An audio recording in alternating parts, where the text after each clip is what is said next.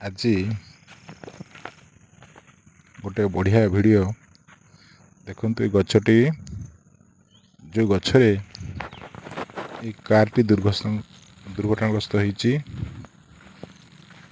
ଆଉ ଗାଡ଼ି ଚାଳକର ସେହି ସ୍ଥଳରେ ହିଁ ମୃତ୍ୟୁ ଘଟିଛି।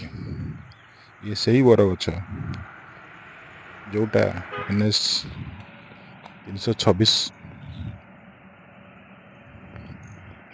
ସାଇଡ଼ରେ ଘଟିଛି ଆଉ ଏହା ମାତ୍ର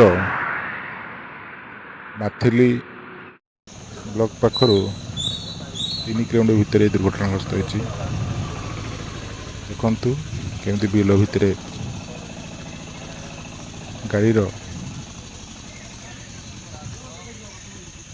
ପାର୍ଟ ସବୁ ଖଣ୍ଡ ଖଣ୍ଡ ହୋଇ ପଡ଼ିଛି ଏବଂ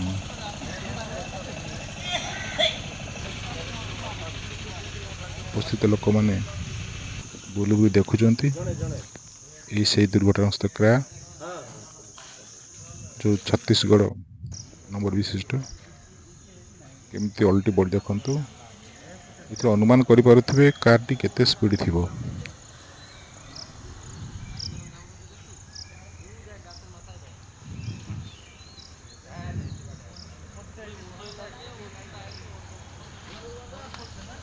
ଏହି କାରଟି ରାସ୍ତାରେ ଚାଲୁଥିଲା କି ଏରୋପ୍ଲେନ୍ ପରି ଉଡ଼ୁଥିଲା ତାହା ବି କହିବା କଷ୍ଟ।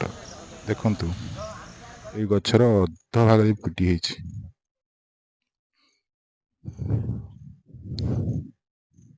ଏ ଦୃଶ୍ୟ ବହୁତ ହୃଦୟ ବିଦାରକ।